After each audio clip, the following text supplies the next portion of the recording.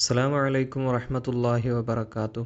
പ്രിയപ്പെട്ടവരെ, നമ്മൾ 2025-26 അധ്യയന വർഷത്തിൽ എഴുതിയ പൊതുപരീക്ഷയുടെ ഫലപ്രഖ്യാപനം ഇൻഷാ അല്ലാഹ് ഈ വരുന്ന ദിവസങ്ങളിൽ, ഈ റമദാനിലെ മാസങ്ങളിലായിട്ട് നമുക്ക് എന്ത് ചെയ്യുന്നുണ്ട്, റിസൾട്ട് പ്രഖ്യാപിക്കുന്നുണ്ട്. പല ആളുകളും ചോദിക്കുന്നുണ്ട് എന്നാണ് റിസൾട്ട് വരിക, എങ്ങനെയാണെന്നൊക്കെ കാര്യങ്ങൾ ചോദിക്കുന്നുണ്ട്. അപ്പോൾ റമദാനിലാണ് കഴിഞ്ഞ വർഷങ്ങളിലൊക്കെ വന്നിട്ടുള്ളത്. റമദാനിൽ ഒരു 15-നോ 16-നോ ആ സമയങ്ങളിലാണ് വന്നിട്ടുള്ളത്. പൊതുവേ 17-ന് എന്നാണ് പറയാറ്. റമദാൻ 17-ന് എന്നാണ് വരിക എന്ന് സാധാരണ എല്ലാവരും പറയാറ്. ഇപ്പോൾ 2 വർഷം 3 വർഷമൊക്കെ ആയിട്ട് അങ്ങനെ തന്നെയാണെന്ന് തോന്നുന്നു.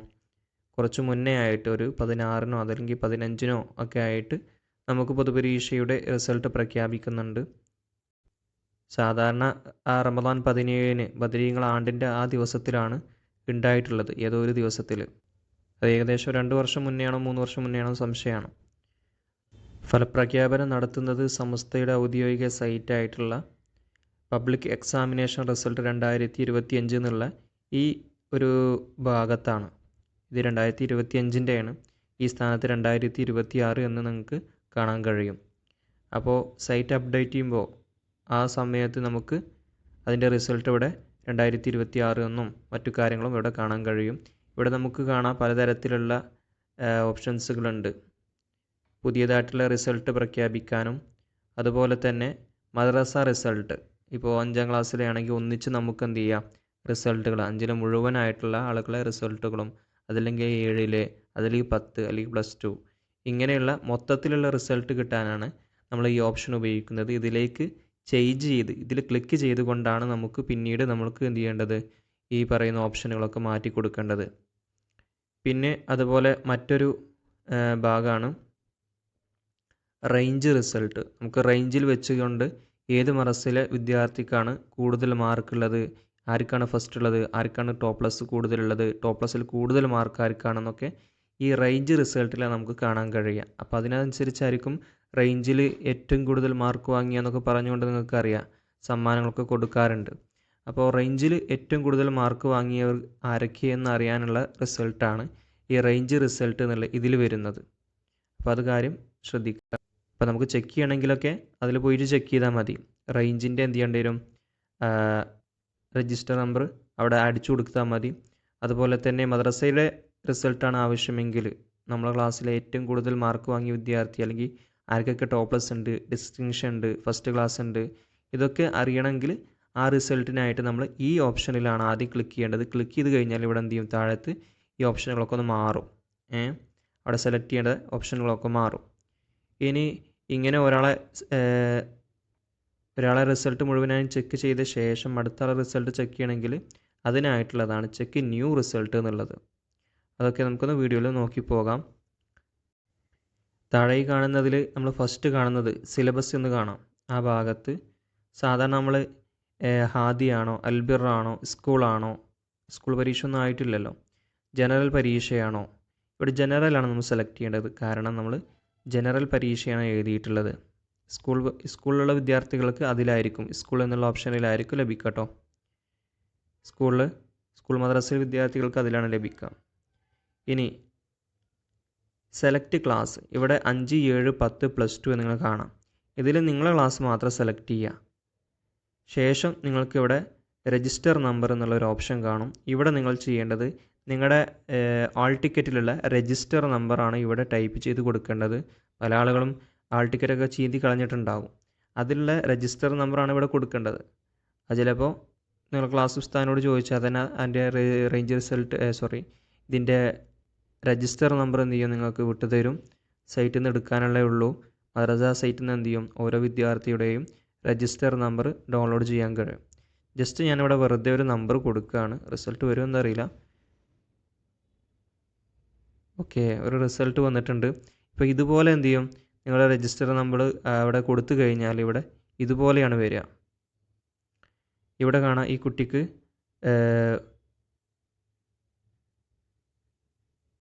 ലഭിച്ചിട്ടുള്ളത് സെക്കൻഡ് ക്ലാസ് ആണ്.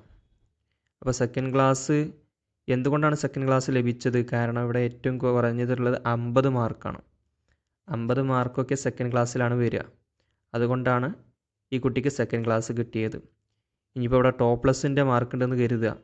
ഇവിടെ നിങ്ങൾക്ക് ഒരു 97 മാർക്ക് ഉണ്ടെന്ന് കരുതുക. പക്ഷേ എങ്കിലും ഇത് നേരെ ഇതിലേക്കാണ് പോവുക, സെക്കൻഡ് ക്ലാസ്സിലേക്ക് തന്നെ പോവുക. കാരണം അവിടെ കൂടുതൽ മാർക്കല്ല നോക്കുക, കുറഞ്ഞ മാർക്കാണ്. എല്ലാ വിഷയത്തിലും കൂടുതൽ മാർക്കാണെങ്കിലാണ് ടോപ്പ് പ്ലസ് വരിക. എന്നാൽ ഏതെങ്കിലും ഒരു വിഷയത്തിൽ പറ്റ താഴ്ന്നു പോയിട്ടുണ്ടെങ്കിൽ ആ താഴ്ന്ന ആ മാർക്കിൻ്റെ അടിസ്ഥാനത്തിൽ വരുന്ന ഏത് സെക്കൻഡ് ക്ലാസ് ആണെങ്കിൽ സെക്കൻഡ് ക്ലാസ്, ഫസ്റ്റ് ക്ലാസ് ആണെങ്കിൽ ഫസ്റ്റ് ക്ലാസ്, അതിലേക്കാണ് പോവുക. അപ്പോൾ ഒരു റിസൾട്ട് വരുമ്പോൾ അതിൽ ഏറ്റവും കുറഞ്ഞ മാർക്ക് ഏതാണോ ആ മാർക്കിൻ്റെ അടിസ്ഥാനത്തിലുള്ള സ്ഥാനം ഏതാണെന്ന് നോക്കും.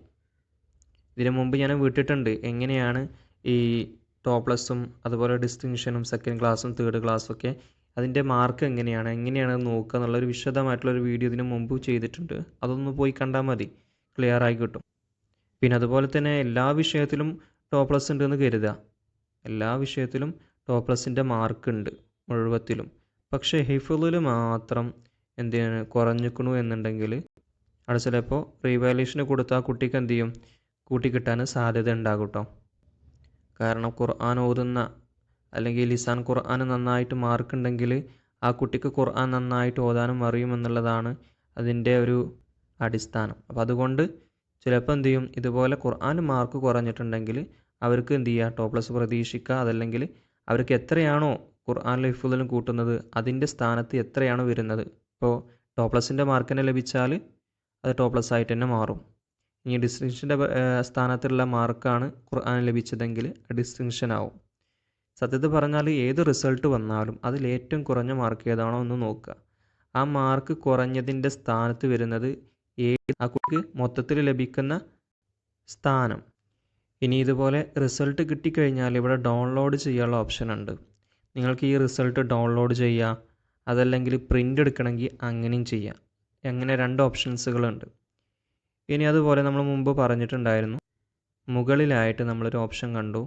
അതായത് ഇങ്ങനെ ഫസ്റ്റ് കണ്ടോ നിങ്ങൾ ഈ ഓപ്ഷൻ ചെക്ക് ന്യൂ റിസൾട്ട്.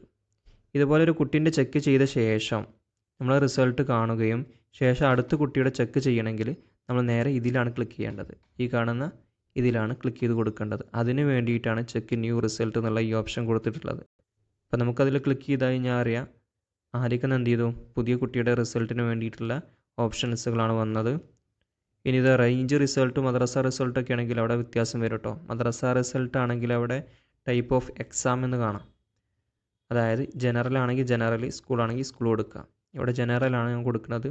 ഇനി ഏത് ക്ലാസ്സിൻ്റെയാണ്, 5ാം ക്ലാസ്സാണ് ഞാൻ നോക്കുന്നത്.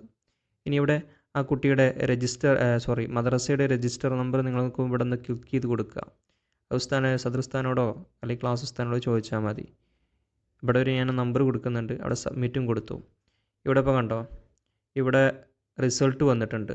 ഇത് 5ലെ മുഴുവൻ കുട്ടിയുടെ ഒന്നിച്ചുള്ള റിസൾട്ടാണ്. അതായത് ഇപ്പോൾ നിങ്ങൾ പഠിക്കുന്ന നിങ്ങളുടെ മദ്രസയിലെ നിങ്ങളുടെ 5ാം ക്ലാസ്സിലെ വിദ്യാർത്ഥികളുടെ മൊത്തത്തിലുള്ള റിസൾട്ട് കിട്ടണമെങ്കിൽ, 5ലെ എല്ലാ കുട്ടികളുടെയും മൊത്തത്തിലുള്ള റിസൾട്ട് കിട്ടണമെങ്കിൽ ഇതുപോലെ അടിച്ചു കൊടുത്താൽ, നിങ്ങളുടെ മദ്രസ രജിസ്റ്റർ നമ്പർ അടിച്ചു കൊടുത്താൽ നിങ്ങൾക്ക് ഇതുപോലെ കിട്ടും.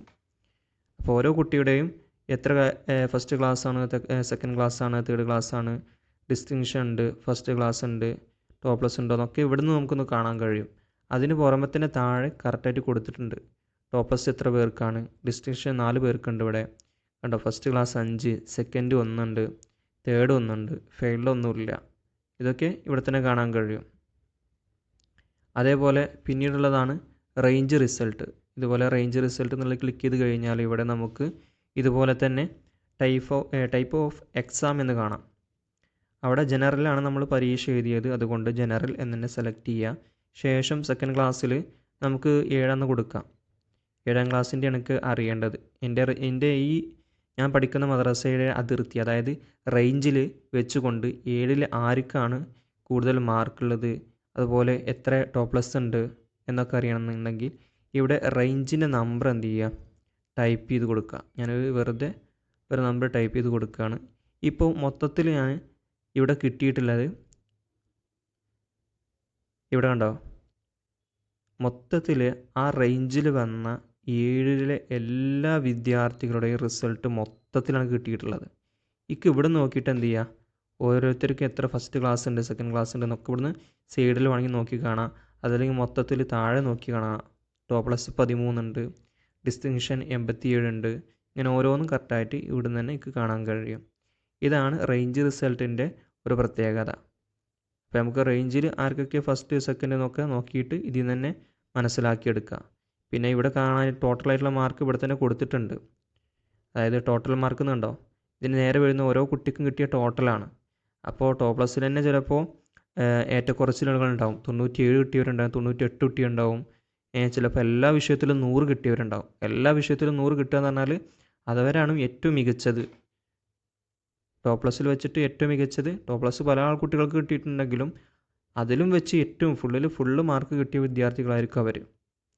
ഏതായാലും പരീക്ഷാ റിസൾട്ട് ഇൻഷാ അള്ളാ വരുന്ന റമദാൻ 15-നോ അല്ലെങ്കിൽ 16-നോ 17-നോ പ്രതീക്ഷിക്കുക. ചിലപ്പോൾ അതിന് മുന്നേയും പ്രതീക്ഷിക്കുക. ഏറ്റവും കൂടുതൽ നമുക്ക് ഈ 3 ദിവസങ്ങൾ നോക്കാം. ഇൻഷാ അള്ളാ. അള്ളാഹു എല്ലാവർക്കും ഉന്നത വിജയം നൽകട്ടെ.